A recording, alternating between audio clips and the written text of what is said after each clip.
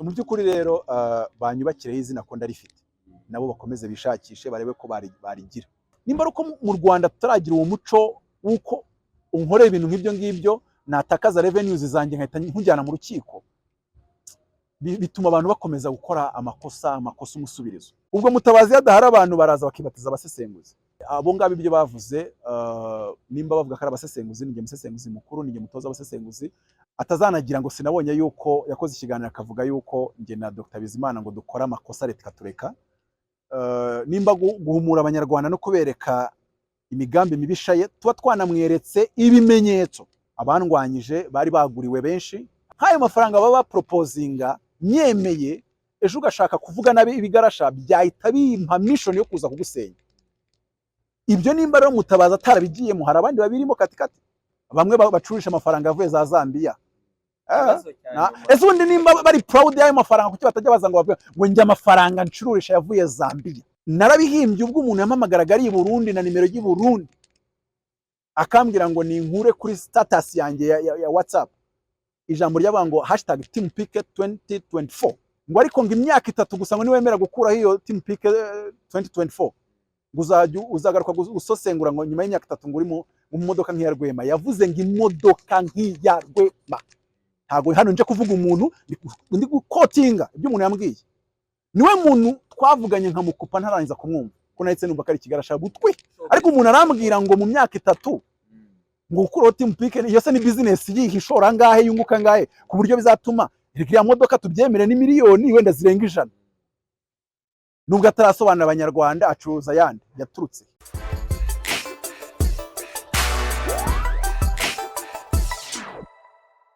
yes ko barimo gukurikirana BigTown TV aka kanya ndakeka ko turi kumwe cyane icyo mugomba gukora nuko kanda subscribe kuri BigTown TV maze mugakurikirana gahunda zacu za buri munsi aka kanya tukaba turi kumwe na Apostle Mutabazi nje ngo muramuzi cyane no mugabo uri kuvugisha abantu muri iyi minsi muri makeya ariko ni kubera ibitekerezo bye cyangwa n'ibindi byinshi bitandukanye so uyu munsi yakoze press conference iyi press conference natinzemo gatoya ariko aka kanya tukaba turi kumwe kugira ngo tubashe kuganira interview naguri bibe ndende cyane ariko bimwe na bimwe byavuye muri press conference reka dutangiye kwa Mutabazi impamvu yo gutegura iyi press conference ari ndagira ngo nsoreho gatoya nta press conference nateguye nayikoze ubwashize uyu munsi nashaka kugira ngo abanyamakuru mbasezere kubera ko ngiye kugara mu gihe kizakurikiraho sinzajya mboneka mukateye kose cyangwa se nk'umusesenguzi cyangwa se umuntu muri showbiz abantu bari bamenyeye gutyo yabaye Apostle uyu munsi yabaye muri showbiz uyu munsi yabaye muri umusesenguzi wa politiki uyu munsi then ndavuga ngo noneho ngiye kumesa kamwe ngiye kugaragara in public nk'umunyapolitike ndetse nk'umukozi w'Imana nabyo nzaba nkiriwe ariko ntago ari ibintu bizajya bikunda kuba ari byo bigaragara cyane kugira ngo wenda hatagira umuntu uvuga atari ku muntu tuzamufata mu ruhe ruhande so rero uyu ni umurongo nafashe ntago nashaka gukora press conference gusa ndi umuntu ukundwa n'abanyamakuru bose nababwiye uje nagwa akaganiro k'iminota 15 nashaka gukora ama exclusivity 15 mpaka saa 12 urabona ko ziri hafi no kugera kuko iyo nge ubundi mfite ubushobozi bwo kuvuga amasaha 8 ntacecetse content ntanayisubiyemo ntago ikiganiro kimwe kiba gisa n'ikindi none ariko abanyamakuru bose bazera imwe baravuga ati ntago wagenda umuntu kimwe ikiganiro n'ikindi n'ikindi wenda umwe barabatekerezaga ati umwe yakaprodinga mbere yacu avuga ati twese reka tujye hamwe twese twarize hamwe nta press conference ibera hanze kameme nta press conference iba wicaye muri garden ahubwo nuko abantu bavuze bati mu gihe cyo kuganya umwanya cyangwa se kubungabunga umwanya reka twese duterere kamera icyarimwe buri wese ufite ikibazo akikubaze ariko it was not a press conference kubera ko nese nakora press conference ebyiri mu kwezi kumwe habaye iki cyangwa se ari ikihe kibazo ntago ari byo gusa yasaga nayo reka tugaruke kuri iki kibazo cy'ejo bundi cyabaye abantu bagiye ahantu wabaga muri ghetto biza kuvugwaho ibintu byinshi ngo ideni biki byose ibi ngibyo bimeze gute mu by'ukuri ikintu cya mbere bakoze ibintu bigize icyaha ngo inzego zigenza icyaha n'abashinjacyaha abacamanza babigiyemo akantu kamwe ku kandi revenue za 150 nahise ntakaza bakabijyamo byanga bikunda imbere sinzi ko imbere y'umucamanza bahava arabere kugira ideni kwa Mutabazi se wa mbere ugize ideni ni nayo mpamvu naje muri press conference kavuga ngo njyewe ndi uruganda njyewe ndi company ntago ndi umuntu as a personne physique ni personne morale. Ntago nagize amadeni ya miliyoni 30 kubera ko nayafashe nkayarya biswi. Ni business umuntu abarimo akajya mu ideni, nk'uko uyu munsi tuhamagaye abanyarwanda bari muri business bafite amadeni, duhamagaye abo banki yori hamagara, duhamagaye abo abantu bahora bahamagara. Ariko urugero umuntu nari ndimo miliyoni 10 arampamagara ambwira ngo ariko bari abantu babaye bate, twebwe ko udufite amafaranga kwa 2010 ntidutuje dutegereje igihe azabonekera kuko tuzi kuri inyangamugayo uzayaduha. Ati bari abantu rwose batubabaje. Urumva wa muntu ari kuvuga ati ushobora no kuba uri kuyakorera ugiye kuyageraho ukampa 10 zanjye nari ntegereje igihe kirekire. Abo ni abagabo nyabagabo, abo ni abavandimwe nyabavandimwe. Ariko 400 abanyamakuru nahaye views babishatse ari 400 bari guhita banayishyura, ariko ko bari bakeneye views cyangwa se bari bakeneye gutwika ku rundi ruhande ntago nari kubabuza gutwika nyine. So mu by'ukuri rero navuga ngo uretse izo revenues zibu 450 zagombye guhagarara kubera nyine iyo saga, ariko I'm an entrepreneur. Entrepreneur ni hatandukana na employee. I look for a problem, I solve a problem, I sell a product. Bivuze ngo nubundi ayo mafaranga sinayabonye ko nanditse letre isaba akazi. Abantu babonye ibyo nshoboye bampa contract.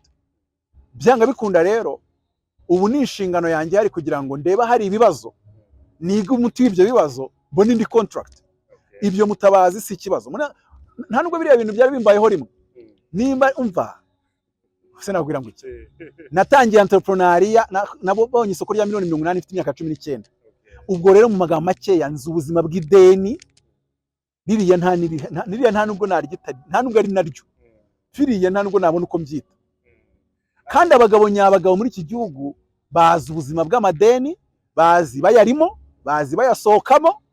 So ibyo ngibyo rero ntago ari ibintu nk'uko uri kunandeba I'm free, I'm cool. Ntago ndi umuntu upanitse gute se. Dufite amategeko meza mu Rwanda, dufite itegeko nshinga, mbanzi icyo amategeko avuga, mfite umuroya, I'm a public figure. Kandi reka nkubwire ubu tuvuga ko aba public figure baba mu isi ba Chris Brown none warakiri wagiye kwera, tuvuga ko ari nge wa mbere ugize case, none bari bayigira mu rukiko, nge nta na case ngira mu rukiko. So ni tuno tuntu rero n'utuntu turi aho ngaho. Ikindi nge nabibonye inyungu mu rundi ruhande, natakaje amafaranga ndayabonera handi. Ndateguza n'abanyarwanda yuko ntago ramfata cyumweru kuba nongeye kubaka revenues zingana nizo nafite cyaziruta izo nari mfite. Ariko nge bifite inyungu. Iyo ufite contract zimwe na zimwe hari igihe ziba zubakiye ku buryo society iri kugufata muri icyo gihe. N'urugero reka mfate urugero rumwe, uretse ko iyo contract narayanze, yari contract ya miliyoni 30 yo kuba brand ambassador wa society imwe mu Rwanda. Bona yangiye icyo iyo society wenda ibyikora n'uwundi we nasanze muri kariyeri y'ahazaza byazangonga. Atari uko ibyikora ari bibi, ahubwo kuba babonetse ubyamamaza hari ibintu bimwe muri kariyeri byagira. So barambwira bati we genda ukore proposal. Navuganye n'umuzungu we society, ntabwo navuganye n'umunyarwanda. Reba nk'urugero iyo mbafite iyo contract yo kuba brand ambassador, ubwo indi nari mfite ntabwo ndayibabwira kubera ko ntabwo nanemerewe kuvuga iyo contract yari. Ni contract yajyanaga wowe uri we ibitekerezo utanga mu buryo bumwe cyangwa ubundi. Bakavuga ati none ubwo rero havutse ibibazo, nubwo tubona kurengana, nubwo tubona ko abantu baguhimbira kandi bagubeshyera, ariko nanone ku bwa product yacu, ku bw'icyo dukora, turashaka kugira ngo wenda contract tube tuyihagaritse nitwongera kubona ikirere kibaye kiza kuri wowe maybe. Icya kabiri nari ndi gufata n'umurongo nanone, nahise noneho iyo contract imaze guhagarara ko ari yanzitiraga, nahise noneho reka mfata umurongo umwe wa politiki nko kuvuga ngo nshobora kugenda nkamara ibyumbo nsigaye ntuye amezi 3 ntaje muri media. Ariko icyo gihe nyifite iyo contract, kutaza muri media byaro kuba ari ukwica contract. So mu by'ukuri rero navuga ngo ubuzima bwa entrepreneur nuko bumera, ku bantu batanabuzi nuko bumera. Uyu munsi urinjiza, ejo ntiwinjize. Umwanzuro ufatiwe muri Ukraine n'intambara ya Ukraine n'Uburusiya wafekta business yawe. Umwanzuro ufatiwe muri parliament kandi mu nyungu z'abanyarwanda wafekta business yawe. Ariko uricara ugasubiza ubwenge ku gihe, ugatekereza neza, ugakora planification yawe neza, you revise your plans and your strategy, ejo ukongera ukataka. Rero Mutabazi ibyabaye byarantumbagije, ntago byamanuye, babigizemo uruhare ndabashimira. ariko waba ufitiye abanyamakuru cyangwa waba ufitiye abanyamakuru nabahaye views ku buryo n'ibyo 400 nibo bagomba kubyishyura nyuma yo gutwika no gukora izo nkuru batariko nubwo tumaze gukora inkuru tuhise dukora ikiganiro nk'abanyamakuru batina ntuza twese tuyishatsemo wenda ntabwo igitekerezo cyaje muri bo ntabwo mvuze ngo ntibabikora ahubwo ko nabona bibwira ati ibitubwira se ariko ndashaka kubakamo entrepreneuria ntabwo utegereza ko Mutabazi mbikubwira uhita ufata initiative abakunzi ba Mutabazi nabo iyo buri wese atanga 3,300 ntibari munsi y'10,000 hari guhita bava 1,30,000 ntabyo hari wahita bavuga nabyo ntiwabitubwiye hari n'uwanyandikira mwe ariko kuko utatubwiye nk'abakunzi bawe ngo tuyegeranye sinyowe ko ari n'abanyarwanda bagiye bakenera kuvuza akaba ati harya ni yindi babita GoFundMe ya $50,000 cyangwa se $50,000 akaboneka $150 ibyo biba byaragiye bibaho byanga bikunda rero bigenda binakuraho urujijo rw'imvuga abantu bumvise nabi natanze mu buryo bwa sarcasme kubera ko mu kiganiro natanze cyangwa se muri speech navuze harimo sarcasme ebyiri imwe ivuga ku by'urwibutso rw'abahutu n'iby'urwibutso rw'abadage n'uburyo abantu bashobora kubiboneraho iyo mvuga ukuntu ikoresha uravuga ngo nimba utazana urwibutso rw'abadage ngo introducing your ide ntago wakazana na ide y'urwibutso rw'abahutu hano so noneho iyo sarcasme nayo nyikoresha ku by'amafaranga nko kuvuga ngo iyo mba ndi nubwira abantu ngo bankire nakubwira abakunzi banjye nahaye ibitabo by'ubuntu nari ngiye no guha ibindi bitabo by'ubuntu hano babwira ngo umuntu ubona igitabo cyanjye aze guhita atanga support ye amafaranga ashobora no kuvamo nk'umwantrepreneur nashobora no kubitekerezo na ntavemo ariko tuba twaramenyeye kuransa ide ntigere kuransa idea cyangwa se gushutinga idea abantu bayikundi bibaho muri entrepreneuria nta nubwo wayibamo utinya guseba icyo gihe nta nubwo wafungura cano utise ubwo batabirebye nta nubwo wakora ikiganiro utise abantu badakunze gitumo zanjye oya ariko urabizi ko wazanye gitumira bakoma n'uyu munsi uzazana indi idea ibakome so mu by'ukuri rero ntago nahise ndeba uwo murongo bavuga ngo soka ari umukire se kuki atakwishyuriye data ni umugabo nanjye nkabundi none se urumva icyo gihe twabwira abantu bose bafite amadeni ya miliyari muri Kigali ngo mujye kureba abasaza babibarutse mu cyaro muri mbyo babishyurire cyangwa bagurisha imirima yabo mu by'ukuri umugabo ahura n'ibibazo agahangana nabyo nk'umugabo ni nacyo nakoze ni nacyo nzakomeza gukora ideni yanjye ari personal ntago narihiza nawe umukuru w'igihugu ariko imvugo ya sarcasme nahise mbona ko abanyarwanda batazi literature uretse na literature iyi ngiyi y'inyamahanga za sarcasme ushobora no gusanga batazi imivugire ya kinyarwanda yari irimo gutebya uburyo bwo kuvuga uninura uburyo bwo kuvuga hari uburyo uhishe message yawe muri envelope y'imivugire ihanitse so ubwo byanyeretse yuko ninjya kuvuga ikintu nzajya gishyira mu mvugo ya tambara yayinda abantu bose ntago nzamera nk'umwami wanjye wavugiraga mu migani ariko Mutabazi imeze neza ama public figure ama entrepreneur ama politician young politician nta hagaze neza kuko nimba afite ideni ya $30,000 hari abandi bafite rya miliyari n'igice rya $800,000 hari n'abanyandikisha bambwata ahubwo wowe n'umugabo ubwo ugenda ari ukabyemera ati twe dufite amadeni ya $800,000 byaraducanze ariko rero ari nabo byacanze nabo bazayasohokamo bahumure nanjye Mutabazi ni amezi make nzaba nabisohotsemo kandi nimbisohokamo nabwo nzaza amabwire ngo you know what agera all of it man na mugabo utagira ideni nta n'igihugu kitagira ideni so uyabeko bibaye byiza umuntu yarisohokamo yaho kaba financially free ariko na nyuma yo kuva mu ideni ufatira indi deni kugira ngo ukore project runaka burya thank you so much so hari kandi kantu ka trendinze cyane mu minsi ishize ya kayanyogosho ya PK abantu benshi bagiye bakavugamo ibintu byinshi cyane hagati ngaho ntabwo tugeze mbona amahirwe kubonana nawe kugira ngo mubaze what was the main purpose impamvu wakuyemo iriya nyogosho ni icya mbere message no kuyikuramo no kuyishyiramo byose cya kimwe message suko tubishyira mu misatsi gusa bigomba kuba biri indani donc that was the message kuko ntabwo nashyizemo ngo abantu mwese muyishyireho ahubwo nagira ngo mwe naho mutayishyiraho ariko icyo bihatse n'icyo bivuga kibabemo nta gihugu kiba kidafite filozofi runaka cyubakiyeho niyo mpamvu ubona abashinwa basa nabubakiye ibintu byabo muri Mao Zedong ugasanga abanyamerika bafite 8 founding fathers Abraham Lincoln, Thomas Jefferson n'abandi batandukanye ntago rero tuzaba turi igihugu kitagira imitekerereze kuko tuzagenda twige Harvard tugenda tuye MIT ariko nituza tudafite philosophy a certain philosophy so nashimye rero inkuru nabonye mu gihe ivuga yuko hagiye kuba ishuri rizajya ryigisha filozofi ya FPR kidi filozofi ya FPR di filozofi ya pike ugurumva yuko n'ubundi bunze mu ryanjye kandi iryo shuri ryaje inyogosho narayigize cye hari ukuntu abantu bagira gutya bagahura ku gitekerezo mu barokore dutatu ngo umwuka n'umwe so byanga bikunda buri munyarwanda wese ukunda u Rwanda abasha kubibona yuko we back tugize mind ye nanjye nkagira mind ye ukaguma muri kariyeri yawe nkaguma muri vibes zanjye ariko muri ya attitude kwanga gasuzuguro kwanga ko umuzungu kumenyera ni nkuru abanyarwanda twese tubifite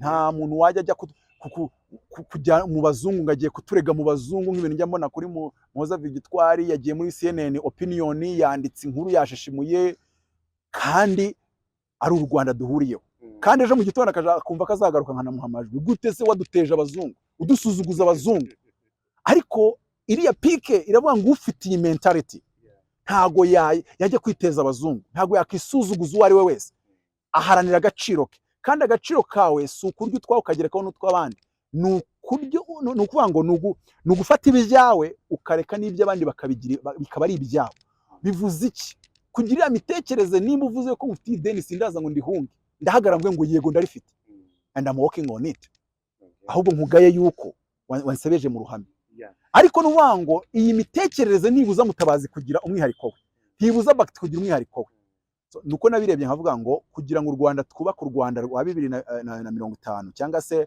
2050 vision ivuga yuko u Rwanda tuzagira ubukungu bwubakiye ku bumenyi n'ikoranabuhanga nta kundi twabigeraho keretse dufite a certain mentality that is the mind of PK. Okay. Yep. Thank you so much. Wabisobanuye neza cyane nabikunze.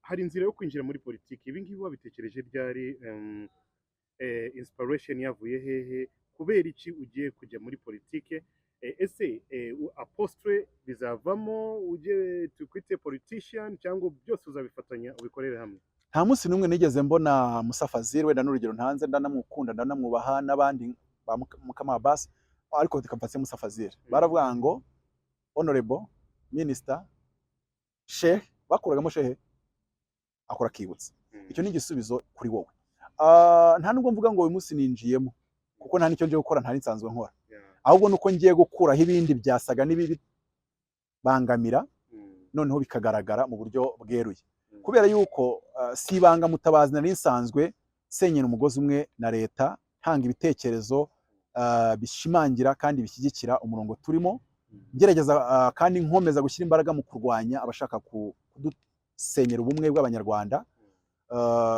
ikimenyimenyi ibintu byose bivuga bifite ibimenyetso muhoza Victoire muri video yaravuze ngo Dr Bizimana na Mutabazi bamereye nabi nubwo yadushinjaga ibyaha ariko nta byaha twakoze twamugaragarije ukuri kw'ibyo akora bitari mu nyungu z'abanyarwanda kandi bitaganisha ku bumwe bw'abanyarwanda ibyo ni ibintu nge nkora nkakora na research yanjye nkanamuhamagarira ngo naza yisome nimba ashaka no gukora deba naza yikore rero iyo ibyo bikoze abantu batangiye kujya bavuga ngo Mutabazi ari muri ntuza muri politike bamwe bakavuga ngo ndi muri politike wenda nkagerageza kutanerura ko nyirimo ariko uko nari nyiri ngagiye gushinga ishyaka. Yes, tunakomeza interview mfite mugenzi wanjye hano nawe ari cyo yifuza kubaza.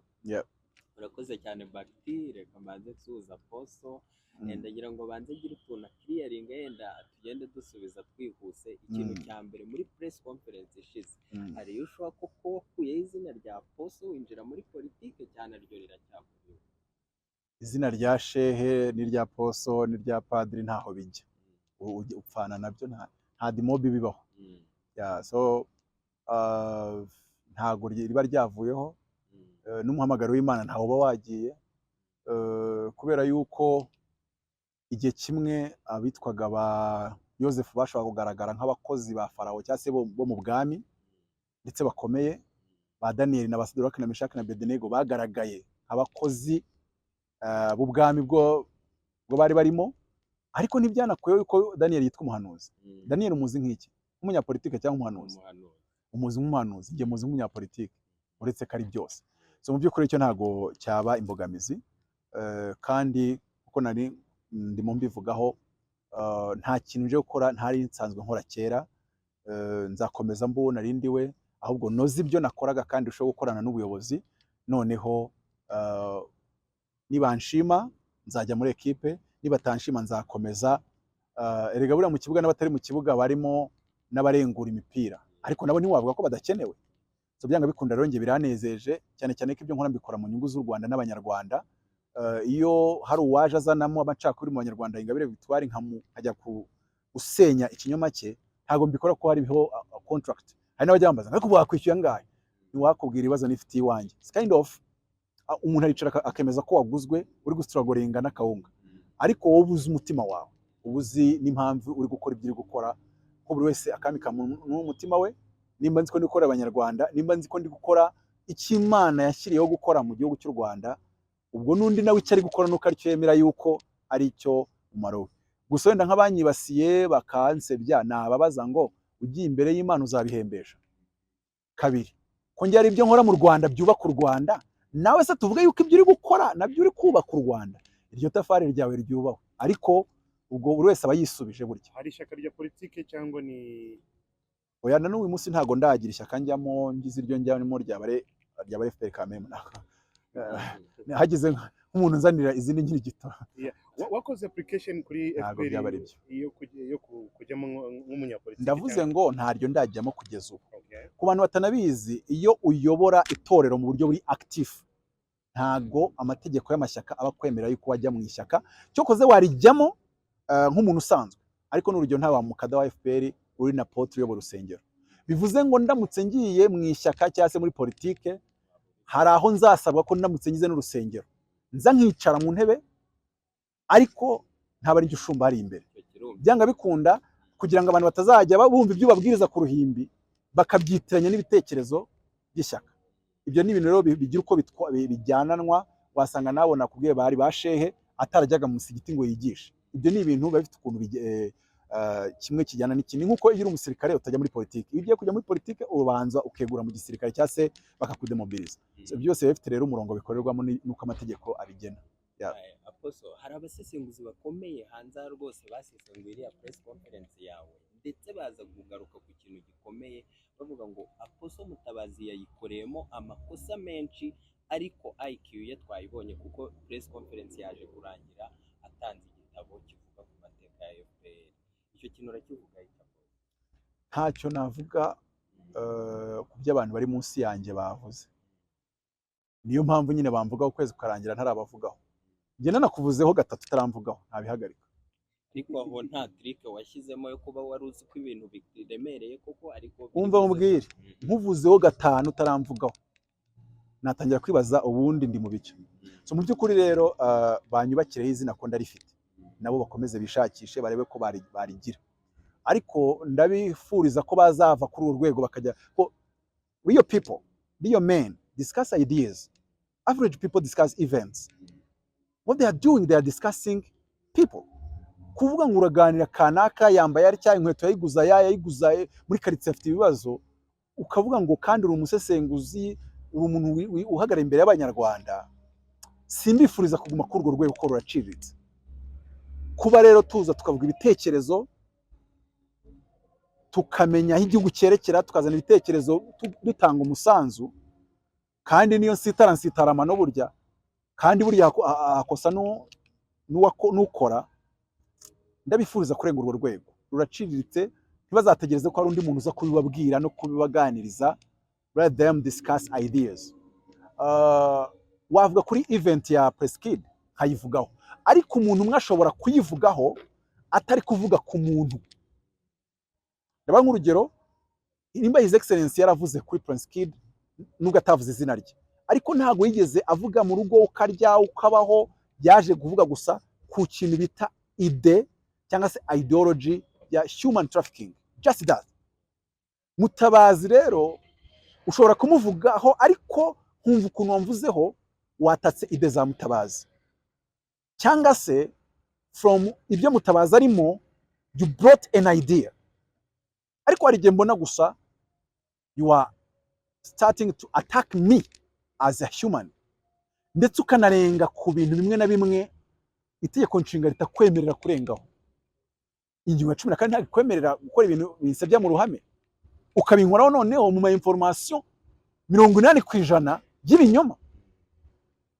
Nimba ari uko mu Rwanda tutaragira uwo muco w'uko unkorera ibintu nk'ibyo ngibyo natakaza revenues zanjye nkahita nkujyana mu rukiko, bituma abantu bakomeza gukora amakosa umusubirizo.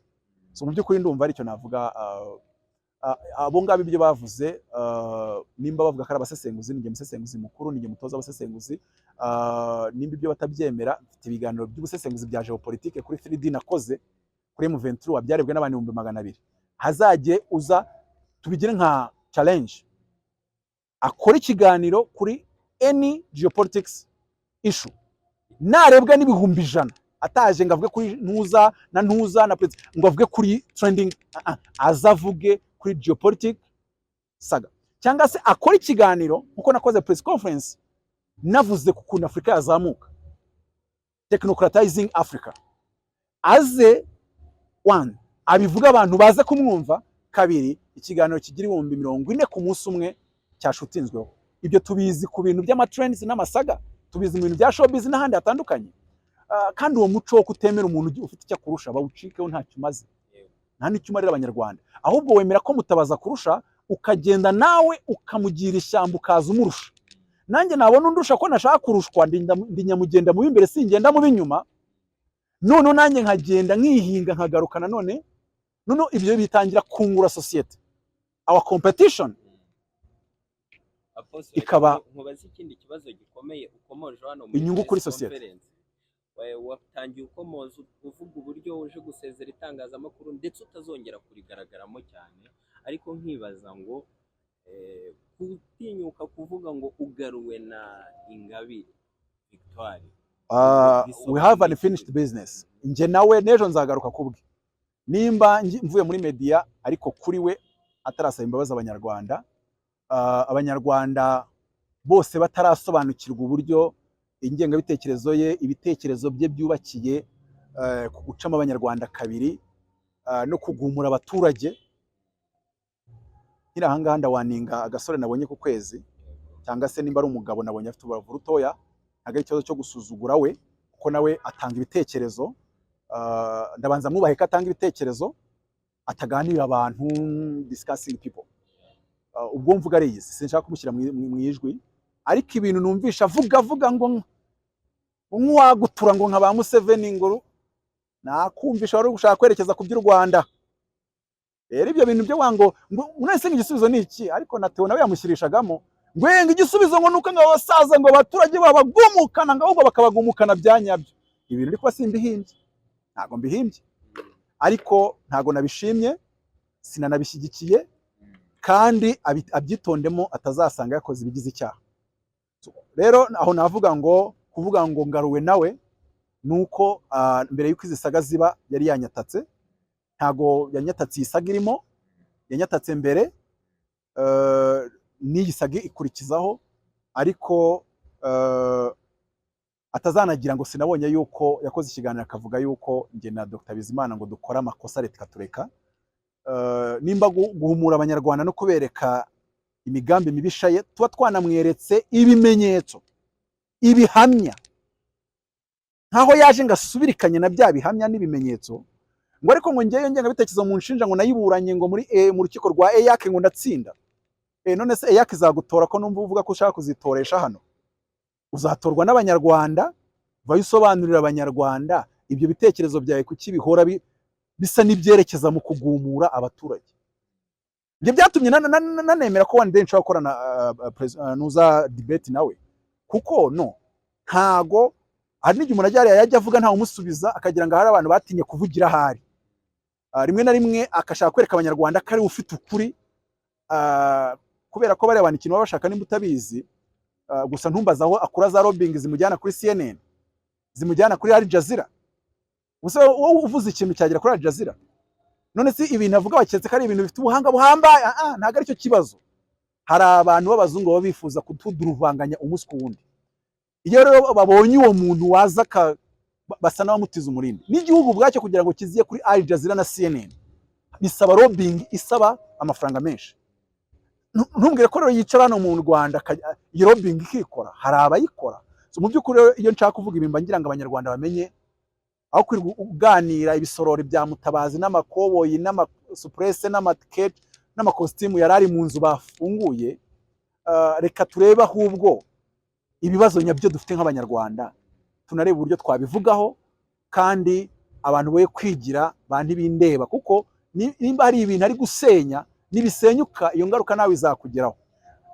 Rero navuga ngo wowe azahora ngarura, uzambona muri media nazanywe nawe, kuko nawe atazarekeraho kubeshya abanyarwanda no kubeshyera u Rwanda. Nanjye sinzarekeraho kuza kumunyomoza kandi muha imibare n'ibimenyetso, aho nakamuvugiye ntiwigeze umva mutuka, gusa nge natatse ibitekerezo bye, kandi hari umunsi umwe noneho nzaza nkabitotora mva ku ibango ry'ibitekerezo bye, icya mbere, icya kabiri, icya gatatu, nkagenda nereka abanyarwanda ngo ibi bintu nta murongo, nta cyiza kibirimo.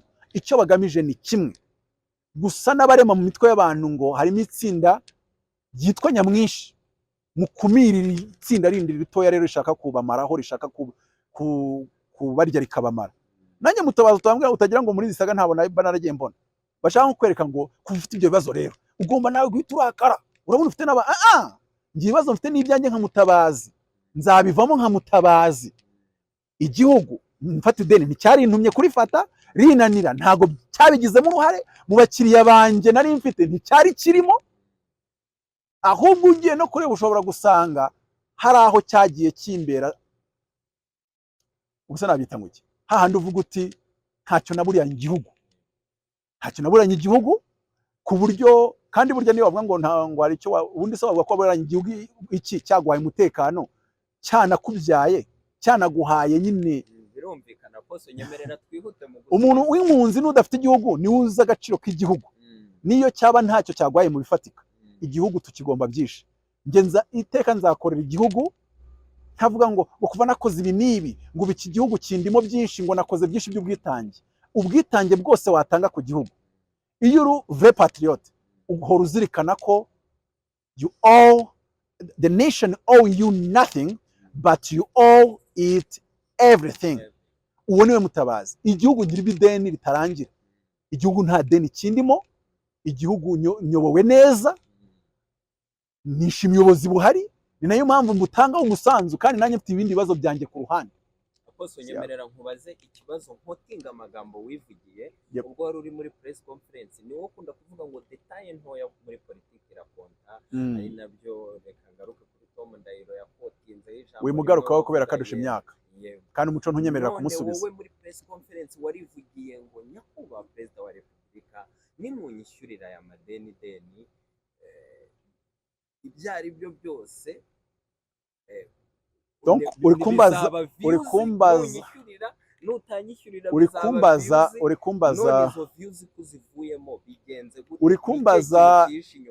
kumbaza ngo ngerageze kugufasha abanyarwanda badukurikiye, ngerageze gukemura ikibazo ufite mu bintu bya literature, mu buryo bwa figure de style z'imivugire, mu bintu bya public speaking. Ku bantu babyize cyangwa babikurikira, habaho imvugo twita sarcasm. Muri speech yanjye harimo sarcasm ebyiri. Ibivuga ku rwibutso rw'abahutu n'urw'abadage yari sarcasm, ibivuga ku byo kwishyura amadeni nayo ubwayo yari sarcasm. Ibyo rero ni ibintu nagiye nsobanura bitandukanye kugira ngo baveho urujijo, abatekereza n'ababibatije ko ibyari sarcasm, ibyari umugani bakabyita ko ari imvugo isanzwe. Nk'umuntu wigeze avuga ngo ni nk'umukino w'injangwe n'imbeba, bakatangira kubaza umuntu ngo injangwe ubwo ibaye yihe n'imbeba ibaye yihe. Ibyo bintu nubwo wenda wabivuze ari umwanzi w'igihugu, ariko iyo mvugo nyitije nshazi bavuga ngo iyo umugani uhari ntago umuntu akubaza umugani atabanje kwinjira mu cyuvugo bwawo, kubera ko turi abanyarwanda tuzi imigani, tuzi n'iki migani ibihatse mu buryo butandukanye. N'ibisakuzo burya umuntu avuga ngo nyirabakangaza ngo mutahe, umenya ko ari imbeho ku rugi. Rero ntazavuga nyirabakangaza ngo mutahe ukaza kumbaza ibya nyirabakangaza n'aho atuye n'uko areshya, ahubwo mbaza iby'imbeho ku rugi. So rero yari sarcasm, kubera yuko mu gihe ntigeze mbwira abakunzi ba Mutabazi n'abanyamakuru nahaye views ngo bateranye bikoremo, ntago nari kubizana ku mukuru w'igihugu mu bibazo byanjye personnel. Ariko sarcasm hariya ibishatse nko kuvuga iki, nimba mbivuze ukumva biri bizarre ko umukuru w'igihugu yaba involved ngo yishyure, none wumva uburyo biri bizarre kuba ibigarasha byakumva yuko umunsi ku wundi senya ibinyoma byabo, ejo nzajya gufata amafaranga yabo. Na nyuma y'iriya saga nabonye abandi babiri bazana amafaranga, mfite message njye nta kintu mvuga, ntafite ibimenyetso. Nanazaye inzego z'umutekano, n'undi wese uzazana ayo manyanga azamenye ko nzaforwardinga ku nzego z'umutekano. Kubera iki? ntaguza kuri Google hari inkuru zagukozwe kuri rushyashya, harakozwe inkuru yuko ukorera recruitment amatsinda atari arwanya igihugu y'abateroriste, ngo nitwa kanaka ngo ndashaka gufasha kwishyura. Warambyaye se? None se ama entreprise yose agize igihombo kuki utaza kwishyura mu Rwanda? Duhere ko bafite ideni rya miliyari banzuza uryishyura, tujye no kuri ni miliyari. Mutabazi ni mumugiriye mama nyabo, urushimuwe nyina w'umwana bashaka kumurya. So ntago rero ndi wo Mutabazi. Ababivuze reka nkubwire, u Rwanda nimba rukeneye ibitekerezo kugira ngo rugire aho rugera, nta gitekerezo cyabo na kimwe rukeneye ngo rugire aho rugera. Bazaprovinge one day bavuge ngo iki gitekerezo twaragitanze kandi cyari igitekerezo cyubaka igihugu n'abanyagihugu. Iyo umuntu rero hari urwego arimo ajye yihangana rugumemo, noneho nashaka kuvuga kuba ari ku rwego rwo hejuru bamusize ntituzamubuza, ariko ntago bivuze ngo ubwo Mutabazi yadahara abantu baraza bakibatiza abasesenguzi. Hari ikigaragaza umusesenguzi muzima n'umusesenguzi uzi the big picture of a nation. So mu by'ukuri rero bamwe bazaza ari za gatumwa, nzahora mbivuga, abandwanyije bari baguriwe benshi, hari nabaje bashaka views, abo ngabo bubahwe, views ndazubaha. Nk'umuntu abaye kuri media ntago nasuzugura views, ariko ababi nabaki. Umuntu uri gucururisha amafaranga ataraye, uwo muntu wayibije akayamanga bayamucururiza cyangwa ubere umushumba, ati genda nkubitire cya Mutabazi ndabona gishaka guterwa ku karere. Kandi buri uyu muntu ikina batanazi uje ukanyegera ukambwira uti yisije waba yiretse, Mutabazi naguhereza. Nyenzi politiki uko ikora ntago ibintu byose byariya ngo uvuge. Kabiri, none ikibazo sabo bantu bagatumwa n'inyonjo cyangwa se n'abashumba babaryandonye, abo ntago ari nabo kibazo. Ikibazo gikomeye nabatahira bibigarasha. Nk'ayo mafaranga baba proposinga nyemeye, ejo ugashaka kuvuga nabi ibigarasha byahita bimpa mission yo kuza kugusenya. Ibyo nimba rero Mutabazi atarabigiyemo, hari abandi babirimo katikati, ariko abo ngabo ndababuriye. Munsi umwe muzasanga amaguru ari mu kirere, umutwe uri hasi, muri gusobanura, kandi usanga iyo utavuga kuri Mutabazi wari gukomeza ukatwishamo ntitukumenye. Bamwe bacurisha amafaranga yavuye za Zambia. Ese undi nimba bari proud y'ayo mafaranga, kuki batajya baza ngo bavuge ngo njye amafaranga ncururisha yavuye Zambia? Kuki batajya bahagara ku maguru y'ababiri ngo babivuge ko ariho yavuye? Ubu se narabihimbye ubwo umuntu yamamagaraga ari i Burundi na nimero y'u Burundi, akambwira ngo ni nkure kuri status yanjye ya WhatsApp ijambo ry'abantu ngo #teampicket2024, acema amezi arenga nka 6 abimbwiye ngo kuba icyo gihe bari bamvuze ku modoka yatobotse ipine urabyibuka. Urone impamvu bakuvuze ngo uvuga ibintu by'ubwenge, ariko ngo wari mu modoka isebetse, ngo ariko ngo imyaka 3 gusa ngo niwemera gukuraho iyo teampicket2024 uzagaruka gusosengura ngo nyuma y'imyaka 3 ngo uri mu modoka nk'iya Rwema. Yavuze ngo imodoka nk'iya Rwema. Ntago hano nje kuvuga umuntu, ndi gukotinga ibyo umuntu yambwiye. Niwe muntu twavuganye nkamukupa ntarangiza kumwumva, ko nahise numva kari kigarasha gutwi. Ariko umuntu arambwira ngo mu myaka 3 ngo ukuro teampicket, iyo se ni business yihishora ngahe yunguka ngahe ku buryo bizatuma iriya modoka tubyemere ni miliyoni wenda zirenga 100. Nubwo atarasobanura abanyarwanda acuruza yandi yaturutse.